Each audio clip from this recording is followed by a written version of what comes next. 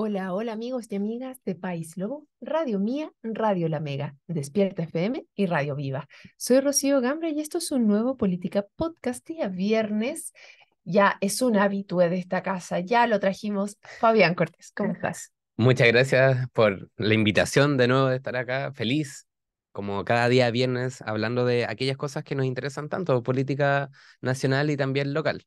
Así es, y en esas políticas nacionales hay un tema que a todos nos interesa demasiado, que durante muchos años está en los números uno y Así ahora, es. durante los últimos dos, por lo menos, no ha dejado de estar primero, que es tema de seguridad. ¿Y por qué vamos a hablar de seguridad?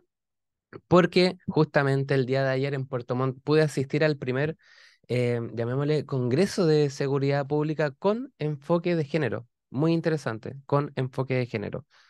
Ya, pero no necesitamos todos sentirnos seguros igual, porque tiene el enfoque de género algo distinto. Porque me da la impresión de que, voy a partir de lo que dijiste. ¿Hace cuánto tiempo la seguridad pública se volvió el tema número uno del país? Aproximadamente, los datos nos dicen que desde el año 2000. Ya, ¿viste que era hace rato? Sí, era hace mucho rato. Sí. Antes del año 2000, el tema que más le hacía ruido a la ciudadanía era la pobreza. ¿Sabías tú? No, no sabía, Sí, pero me hace toda lógica. sí, Ya. te hace toda lógica. Y luego empieza, bueno, el país sigue funcionando, ¿cierto? Hay cosas que empiezan a cambiar en nuestro país y es la seguridad el que se vuelve el tema principal y yo creo que ha sido también caballito de batalla de muchas campañas políticas, de varios presidentes que han ido también cierto, por el cargo de la presidencia y hoy en día podemos ver que la seguridad pública tiene distintas aristas y ahí también una de ellas es el enfoque de género. Quizás de alguna manera yo creo que rescato mucho lo que dices tú. ¿Por qué nos importa solo que sea de género si todos nos tenemos que sentir seguros? Pero te voy a comentar algo muy interesante. Por favor, coméntame. Mira, lo que pasa es que en realidad el tema de género no ha sido quizás un boom muy importante, pero también nos lleva como a ciertos tropiezos cuando hacemos políticas públicas locales y tenemos que enfocarlas en la ciudadanía. Por ejemplo, te voy a dar el caso de mi comuna, San Pablo, Ya, una pequeña comuna, ¿cierto?, 10.000 habitantes, donde la violencia intrafamiliar es el delito más habitual en nuestra comuna. ok. La O sea, cuando violencia estamos hablando, en este caso, en violencia de género, nos estamos refiriendo al espacio privado también, también, porque generalmente en el espacio público, o sea, cuando pensamos en seguridad, estamos hablando de lo público, en el lugar donde todos nos encontramos. exacto. Pero cuando hablamos de las encuestas en general, no hacen esa distinción, hablan de seguridad y nuevamente se enfocan, y hasta que digo yo el número uno desde el año 2000 es hacia afuera, donde nos encontramos todos juntos. Exactamente, o sea, hablemos de que la seguridad pública es un Mm. conjunto que hay cosas que suceden intramuros, fuera de los muros del hogar, pero es un problema sistemático, es un problema que se acarrea desde múltiples dimensiones. Y mira, como te decía en el caso de la comuna de San Pablo, porque es importante también este enfoque de género, porque como comuna también tenemos que dar un paso hacia adelante. Como te mencionaba, la violencia intrafamiliar es uno de los delitos más habituales en mi comuna, pero uno como concejal, ¿cierto? Que tiene esta cercanía con la ciudadanía, va al puerta a puerta, está ahí con los vecinos, se da cuenta que la magnitud de las denuncias que uno recibe no está en el registro de carabineros. ¿Por qué me podrías decir tú? Es que hay muchos que se arrepienten también, pues. Hay muchos que se arrepienten, pero dentro de las políticas públicas locales que nosotros podemos generar es crear o bajar estas barreras que tienen las mujeres al momento de denunciar. En San Pablo no hay carabineros mujeres y eso demuestra también una pequeña barrera al momento de las denuncias de las mujeres de nuestra comuna. Y a su vez, porque la violencia de género no es solamente en una dirección, hay muchos hombres también que son violentados, de verdad que sí. En la comuna, sobre todo, hay altos índices de hombres que incluso les da vergüenza denunciar. Entonces De ahí todas también hay maneras. algo cultural.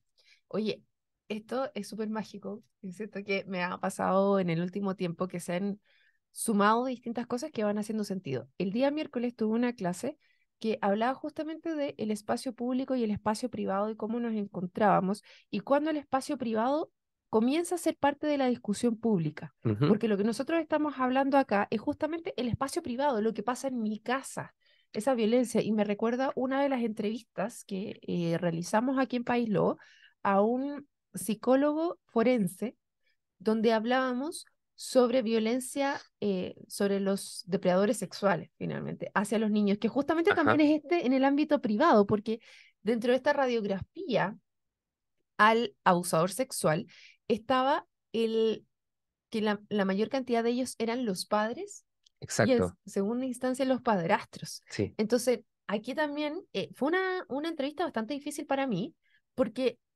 es un lugar de indefensión total, o sea, en tu casa es donde tú te sientes seguro. Y es bien interesante esta mirada de, bueno, si ni siquiera en tu casa te puedes sentir seguro, es muy, muy, muy complejo y eso ya se vuelve ámbito del público. Ahora, eso no quita que en las encuestas lo que se habla es la seguridad en el espacio público, más exacto. que en el privado. Entonces me parece súper relevante tener esta función de ver lo que pasa en la casa, pero también que ni cuando sales a la calle, ni cuando estás en tu casa, en este minuto estamos sintiéndonos seguros. Exactamente, qué problema más grande. Y ahora, como lo mencionas, podríamos salir de esta casa y ver cómo nos encontramos, qué tan seguros nos encontramos en la calle. Y ahí también ayer hablábamos del acoso callejero que sufren principalmente, y aquí hacemos ya una distinción un poco más clara, del acoso callejero que sufren las mujeres constantemente, día a día, independiente la hora. Y ahí también es donde las políticas públicas de seguridad tienen que poner el ojo y el foco también, por ejemplo, en las luminarias, en recuperar espacios que están abandonados, también un importante trabajo de cultura, también se habló, por ejemplo, de violencia en el pololeo, de, como te mencionaba, del acoso callejero, y se está trabajando de manera muy importante también con las comunidades escolares para que puedan también entender y desarrollar este tema y volverlo propio, generar respeto, generar conciencia y dejar estas malas prácticas un poco de lado. Yo creo que desgraciadamente hemos visto que culturalmente eh, estaban arraigadas en nuestra sociedad.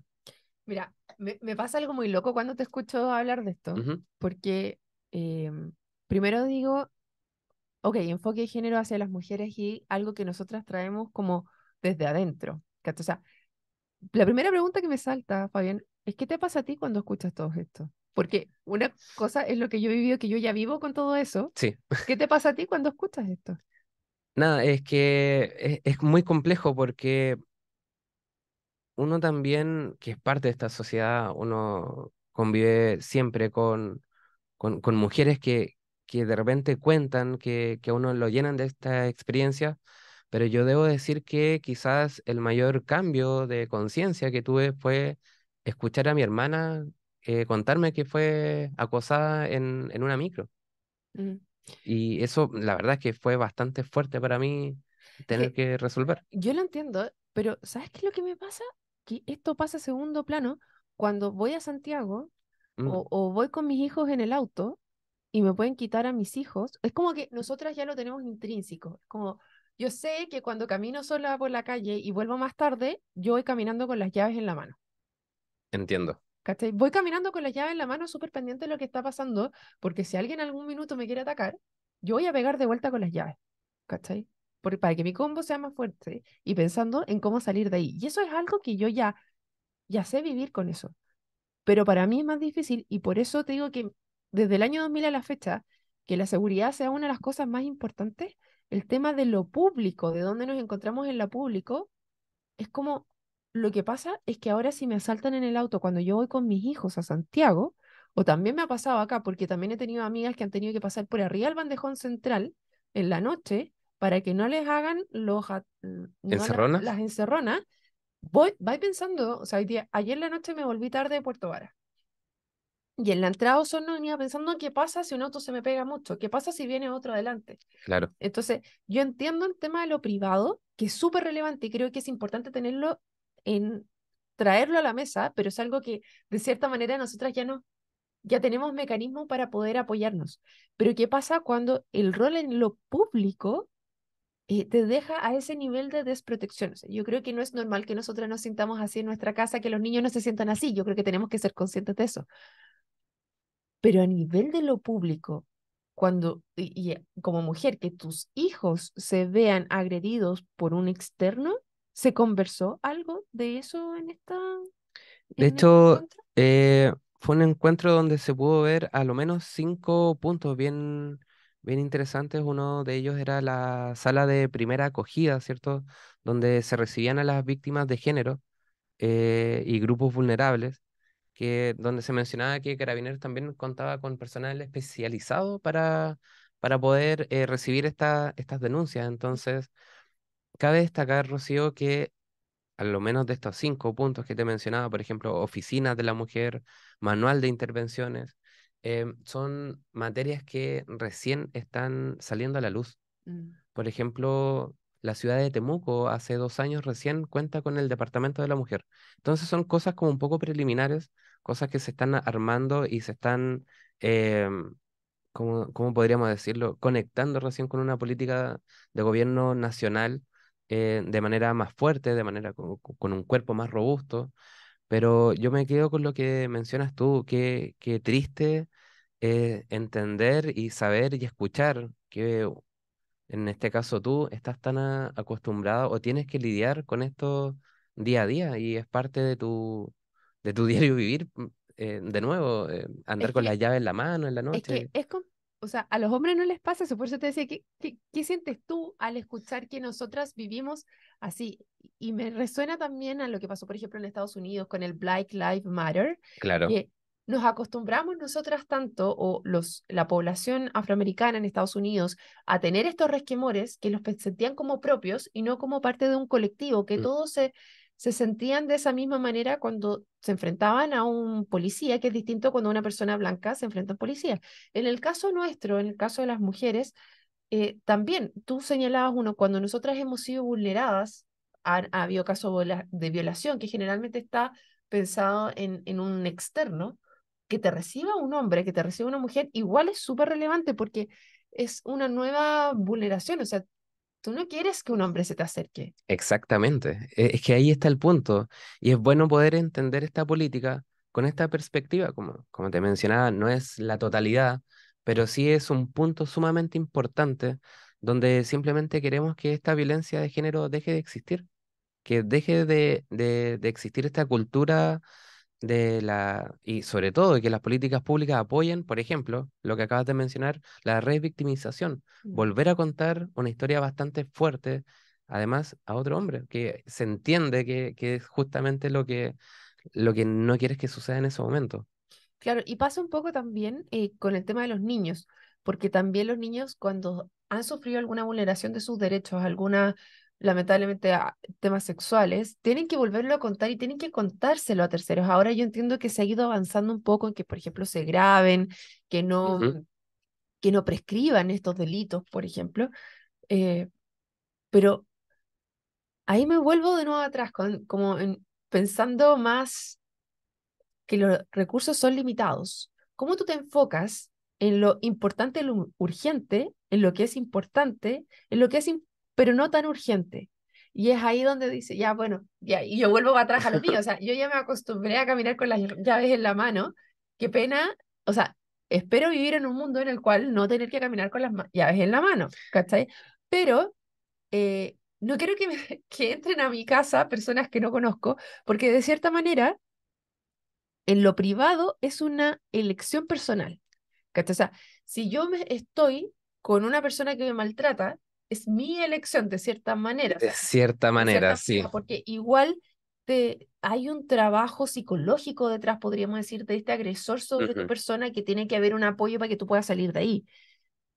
Pero me da más miedo, o sea, esa elección me parece más simple y personal que la otra que de verdad no tengo ningún control. O sea, sobre esa tengo algún grado de control, sobre mi mundo privado tengo un grado Claro. de control, pero sobre lo público, yo personalmente no tengo un control que pase en Santiago, o sea, lo que estaba pasando en Santiago, que entran a tu casa en el medio de la noche turbas a asaltar. ¿Cachai? O sea, a Exactamente. ese nivel de agresión estamos llegando y a eso yo no tengo ningún control. Entonces, me parece súper bien que se levanten estos temas sobre mis decisiones personales de quedarme o no quedarme en un lugar y que se establezcan redes de apoyo afuera para que efectivamente tomar esa decisión no sea tan costoso. Exacto. Pero, ¿qué pasa en lo público donde yo como persona no tengo ningún control? Y es ahí donde digo, bueno, está súper bien esto, pero lo otro es urgente y importante ahora. Y falta que tenga un poco más de cuerpo porque efectivamente existen los mecanismos. Por ejemplo, existen las mesas comunales de seguridad, Ok. ¿cierto? Es una política pública nacional que se vuelve local por ahí por el año 2011, ¿ya? Distintos organismos, Senda, por ejemplo, Gendarmería, PDI, Carabineros, ¿Senda? ¿Por qué Senda? también apoya en cuanto Es por al, el tema de la de la- reinserción, rehabilitación. también por estudios de consumo de Ah, drogas, por eso. sí, Ok. Ok. básicamente. Es súper interesante la mesa de comunal de seguridad porque distintos actores aportan desde sus veredas, ¿cierto? Ujú. Y se puede planificar. Y de ahí también viene el plan comunal de seguridad. Ya, espérame. Estas mesas que se generan a nivel municipal en San Pablo, que es tu comuna, ¿está actuando de manera efectiva? De hecho, sí, y esta mesa comunal de seguridad está en todas las comunas, Y eso es obligación de parte de los alcaldes mantenerla, es uno de sus una requerimientos, vez al mes, sí. una vez al mes. Está en la Ley Orgánica de Municipalidades. Como te mencionaba, esto es una política pública nacional del año 2011, Ujú. en respuesta a lo que te mencionaba anteriormente, de que la seguridad se vuelve el tema número uno desde el año 2000 aproximadamente. Pero todo esto que suena muy bien se empieza a desinflar porque es mucha práctica, pero al momento, como dices tú, y concuerdo plenamente, donde tú no puedes decidir como ciudadana en el espacio público, vemos que los delincuentes o aquellas personas que buscan hacer daño se encuentran con muchas más garantías que incluso uno como ciudadano al momento de protegerse. Claro. A ver, vamos de vuelta. ¿Es mucha teoría o mucha práctica la que pasa en la, O en sea, la perdón, mesa? sí, mucha teoría. Mucha teoría. O sea, se juntan a conversar, pero ¿hay resoluciones concretas que salgan de esas mesas? ¿A ustedes en el consejo les presentan resoluciones que salgan de estas mesas de trabajo, por ejemplo? Mira, nosotros incluso podemos proponer, nosotros también a través de decretos alcaldicios podemos crear o proponer reglas a la misma ciudadanía, pero voy a tomar un caso muy específico, quizás no tan lejano, voy a tomar el caso, no sé, supongamos una mujer va llegando a su casa tarde y va con la llave en la mano, le intentan asaltar y golpea a este delincuente. ¿Quién va a pasar como agresora? En este caso, la persona que se defiende. Porque tiene que probar la legítima defensa. Y es muy difícil de probar. Y de hecho la ciudadanía en sí está muy desprotegida a esa y múltiples otras situaciones, porque si bien a nivel de gobiernos locales podemos colocar o intentar implementar nuevas reglas o darle rienda a un plan comunal de seguridad, nada está sobre la ley y en este momento la ley es bastante débil, a mi parecer. O sea, que habría que hacer alguna mejora respecto a cómo se prueba la legítima defensa. Ya, pero es que ahí me pasa con tu sector, po, Fabián. Dios. Que por Lo vi venir. Lo vi venir. cuando vos te lista para el autogol, pues Espero que no porque tengas las llaves por ahí. de la llave del auto ahora estoy mal porque son de esos clic, Ah, ya. son con botón y A otros lo son con más, clic, así a que lo más abrimos la puerta de tu auto. no, pero es que tu sector, cuando hablamos del tema de legítima defensa, empiezan con la autotutela, po. Es que Entonces, ¿cómo lo hacemos? hay que tener diálogos importantes también en esto. Si Sí, no nos estoy de acuerdo. podemos ir directamente a un sector porque entendamos que hay una idea fuerza. Todos queremos más seguridad. Sí, Todos queremos eh, sentirnos seguros. queremos sentirnos seguros. Estoy de No acuerdo. queremos delincuentes que estén en la calle después de tener 10 detenciones, por ejemplo. Ujú. Nadie lo quiere. Y no sé, me atrevería a preguntarle a cualquier persona, y te aseguro, Rocío, que nadie, absolutamente nadie quiere eso. Pero necesitamos también que la ley no sea tan estricta en sí. ¿Me entiendes? No, A ver, ¿cómo fue eso? A ver, cómo- explícamelo. cómo decirlo? Entendemos que también hay procedimientos que de repente pueden llevar, deben, pueden, perdón, ser propicios de errores, ¿cierto? De inculpar a alguien injustamente. Y es ahí donde también hay que hacer un trabajo y un diálogo un poco más profundo, de que esto no sea irse a un extremo en cuanto al tema de seguridad.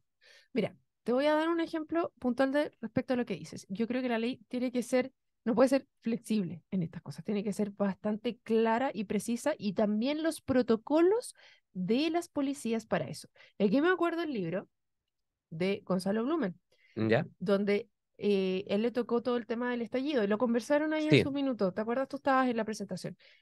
Carabineros estaba muy por debajo y los protocolos estaban muy antiguos. exactamente. Y habían grandes problemas. Y una de las decisiones que él tomó como ministro del Interior en su momento fue ir a revisar estos protocolos y modernizar Carabineros. Estas son cosas que se hacen por debajo, no escondidas, sino que se hacen yendo al meollo del problema. Ujú, Carabineros tenía problemas en sus protocolos, no exactamente. estaba al nivel. Y esos protocolos fueron mejorados desde el estallido social hasta ahora. ¿Y qué ha resultado? La aprobación de Carabineros ha ido en aumento, Exactamente. porque la policía ha sido capacitada para poder mediar bajo estas nuevas formas. ¿Es suficiente? No es suficiente, porque actualmente el crimen organizado en Chile es mucho más alto y tiene un nivel de complejidad mucho mayor, incluso de lo que han sido preparados, y no tenemos los recursos suficientes tampoco para eso, porque recordemos que en tu gobierno, eso sí lo han hecho, le aumentaron la cantidad de recursos, pero también tengo que decir que en tu sector, en el gobierno anterior, eran bien duros con la cantidad de dinero que se les transfería. Entonces, es como un tira y afloja constante, pero Carabineros, en la raya para la suma, ha aumentado su aprobación, mejoraron sus protocolos, mejoraron los avances, han sido totalmente inflexibles con respecto a abusos, Ujú, pero también ahí se pasó para el otro lado, porque Carabineros estaba tan complicado de actuar frente al delincuente que no exacto. actuaba. Entonces, nuevamente se produjo este feedback y ahora tenemos la ley Naim Retamal, donde se le entrega mayores atribuciones a la policía. Esto tiene algunas complejidades, las tiene sin duda, pero ambas cosas tienen que ir subiendo, tanto el, la capacitación hacia la autoridad para ejercer esa fuerza, que yo creo que es una conciencia que antes como sociedad no teníamos, de que tenían que ser capacitados para ese gran poder que se les estaba entregando, y solamente les entregábamos el poder. Exactamente. O sea, yo creo que él lo menciona bastante bien, que con esta pequeña frase casi de historia de cómo han transcurrido las cosas, yo creo que ha sido al final algo positivo. Carabineros está efectivamente muy, muy desactualizado. Estaba, o estaba, Estaba, estaba. estaba. Siento que ha avanzado bastante, como dices tú, quizás no todavía no es suficiente, quizás, y es difícil que de repente estemos como bien y decir como esta institución ya está lista, no hay que Es que es trabajar más. constante, Es porque constante, efectivamente. el nivel de conciencia que estamos teniendo sobre lo que nos gusta, no nos gusta, sobre cómo queremos ser, va madurando en la medida que vamos siendo nuevamente conscientes de lo que necesitamos. Y en este sentido, yo creo que si algo nos dejó, ya que estamos a 20 de octubre, el estallido social, Ujú, fue esto. Yo creo que esto fue muy bueno, que fue esta modernización a los carabineros y cómo nos atienden en lo público. Ahora, eso no quita que también nos hagamos cosas de que nos hagamos cargo como sociedad de qué es lo que pasa en el privado y que nosotras las mujeres y los niños no sientan en sus casas un lugar de vulneración de sus derechos también. Y en eso estoy de exactamente. acuerdo contigo. Ahora, en lo urgente, lo importante, o sea, yo creo que eso es muy importante, que es urgente, pero no puede ser que en lo público no estemos seguros también. Y ese es deber del Estado. La otra es una Efectivamente. decisión personal que el Estado nos ayuda a tomarla, Ujú. pero a nivel de lo público es el Estado el que tiene que hacerse cargo de que estemos en lo urgente, importante, seguros ahora. Se nos acabó el tiempo. En serio, chuta, Tu última reflexión. que vamos a hablar de la cuenta pública del diputado Barría. Mi última reflexión respecto a eso, que no es una obligación legal. Las cuentas públicas de los diputados. Exactamente. ¿Ya? Así que se agradece el doble la transparencia que tuvo el diputado y espero que también sea replicado por el resto, porque la ciudadanía, sobre todo, necesita, en cuanto a sus agentes políticos, sobre todo, transparencia. De todas maneras, yo creo que eso es algo que se requiere y le damos las felicitaciones en ese sentido al diputado Barría porque es importante demostrar. Ahora me quedo irónicamente también en que qué bueno que lo haga, pero mostró algo importante. Déjame algo importante que haya avanzado el diputado Barría dentro de su cuenta pública que mostró. Mira, yo creo que para hacer como algo no tan específico, creo que el diputado Barría ha relevado bastante la parte rural, al menos de este distrito. ¿En qué sentido? Cuando tuvo que defender el tema de los camiones aljibe, por ejemplo, decir que no todas estas decisiones que se puedan tomar a nivel central, en estricto rigor, corresponden a una realidad que se vive acá en el ¿Y ese es un distrito. rol del diputado? Creo que ayuda bastante cuando en Ayuda nuestra... cuando una autoridad así se fusiona, pero Sí, el rol del diputado es legislar. legislar, ¿Y efectivamente. en ese sentido qué legislaciones ha hecho el diputado Barrio? Uf, ahí en este momento no las No te tengo acuerdas de acá, ninguna. no Ya, me es acuerdo que ninguna. es importante. Yo lo valoro, lo aplaudo en el tema de transparencia. Creo que es importante que muestre apoyo a las autoridades locales y que tenga el sentido acá, pero creo que junto con eso también cada una de esas autoridades tiene que cumplir el rol para que fue comentado. Y me gustaría escuchar, y lo dejo el micrófono invitado al diputado Barría que nos venga a contar a nivel de legislaciones cuáles han sido sus mayores propuestas. Súper. Ya, queridos amigos, es día viernes, vayan a descansar y nos vemos el día lunes en otro Política Podcast. Muchas gracias, Fabián. Gracias a ti, Rocío. Chao, chao.